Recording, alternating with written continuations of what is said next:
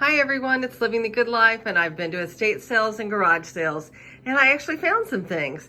So let's get into it.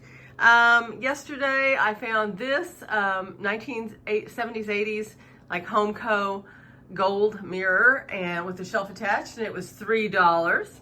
At another sale I found these useful things. So the back row, the olive oil spray, the olive oil and the hairspray were 75 cents each. The front row, including the Band-Aids and the pepper, were 50 cents a piece. And then at a different garage sale, I found 2 batteries that I can finally put in my flashlight and have more power. Those were $1. At another sale, I spent $2.50 a piece for these. So I've got a Griffin's brass washboard, $2.50. I got these Holt salt and pepper shakers. It was so dark in the house, there was no electricity. The woman had passed away 3 years ago. They were having trouble finding the heirs, and the granddaughter finally had to take over. And so I couldn't see very well, and I knew that these were Holt, so I just went ahead and got them. And they have some oops, didn't realize it, but for $2.50, you can see that it's there's the Holt right there. It's got a little chip here where you put the salt. I guess that's the salt shaker. Although as much pepper as I use, that should be the pepper. And then here is the other one. And my friend said, oh, doesn't that have a crack on the top? Yes, it did. It had a crack on the top that I never even saw. But here is the Holt mark.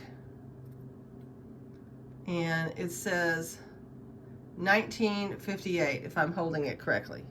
Yes, I was. 1958. So those were good. Those were $2.50. So a good buy. And the last thing I got there was this grease jar for $2.50. And I'm definitely going to have to clean it because she's been using it for grease. I also got this at another sale, $5 for the brass and glass little trinket box. I got these Bucilla kits for $2 each. So what is that? Christmas Eve. Oh, it's a tree skirt. And then this one for stocking. So those were good deals. And I'm all over the place. But for $10, I got these turquoise and sterling silver earrings. Another pair of turquoise, sterling silver, and coral. And it's got, these are older. They say sterling at the bottom. The lady remembered getting them in the 70s. And then here are these. I don't know what this stone is. Do you all know?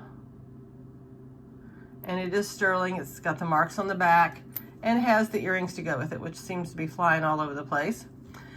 Then I went to a sale, and oh, the line was long, and there was all this sterling up at the front, and people were, just hordes of people around it. And like, for example, it was so expensive. There was 2 large salt and pepper shakers for $60. So that was not me. I went to other parts of the house, finally made it to the garage, and there were 4 bags of silverware just piled up in the garage on a table. I got 3 of them, looked through them, and then this bag looked promising because I could see that I had a coin silver spoon in there, and I possibly had another. So I bought those. It was $4 for the bag. And I'm going to show you what all I got, okay? So here were the spoons that I separated out. I didn't do this until I got into the car, and I was happy that I got it. So these were all the ones that were just silver plate. Some pretty little ones. Look at how pretty that one is with the little, and there's some of these have some age. Like here's one, what does that say? Oh yeah, that one is Pinocchio. You see that, Pinocchio? There he is up there. Ooh, it's hard to see. So that was part of the $4. And then we got to these. So here are the coin silver spoons. So just a reminder that coin silver is 90%. And usually they call it coin silver because they melted down coins to get it. And our coinage back then was 90% silver. And this says Packard. And if I remember correctly, this was made by Jonathan Packard in possibly Albany, New York. And it would be 1811 to 1860. About 1860. Sorry, and it's got a little oops right there, but I don't care. I just love the age of these. I keep thinking, who used this? So here's the one that's pretty good shape.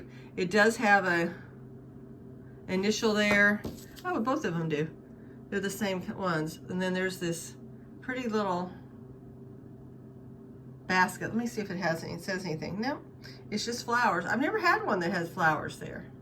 That's pretty. That makes me think it might be a little bit older, but it's definitely engraved. How neat. And then I was shocked to find that there was another coin silver spoon in there. This one's a little bit heavier, and it says Hutton, if I remember correctly. Let's look.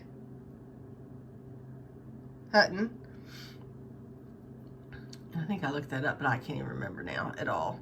So that was neat. There was one that actually said sterling on it, so they missed it when they were getting it. It says sterling down here. Here's another one. I think this one says sterling too, right there. So here's another one that they missed, sterling. And then I pulled this one out, and it's got British hallmarks. So I just looked it up. So this is, and I'm going to let you look at this while I read it. B, C, and N. So there's the maker, B, C, and N. And then we've got a lion for sterling. And then we have a, oh gosh, I can't see worth anything. Oh, a monarch head. And I'm going, that does not look like Victoria. You know, and she was facing the wrong way. And then I have a date letter. And I kept looking and looking this up on the British London hallmarks, because I thought, oh, it must be British. And I thought, oh, it's 1864. Okay. No, this is York. I finally looked that maker up. This is York, England. I've never had sterling made in York, and it's from 1825. So it is almost 200 years old, and I got it with all of this. I forgot to mention that I also found a fork that turned out to be sterling at the house where I got the earrings, and it was $2. It was part of the $10. So there's all my beauties. 1, 2, 3, 4, 5, 6. 3 coin silver, 3 sterling, and there's some of them are really early. Who knows how old these are? Like I said, they could 1811 to about 1860, so they could be really early with that mark on the end. So hope you enjoyed seeing everything. I have more finds to show you, and come back and see me. Thanks. Bye-bye.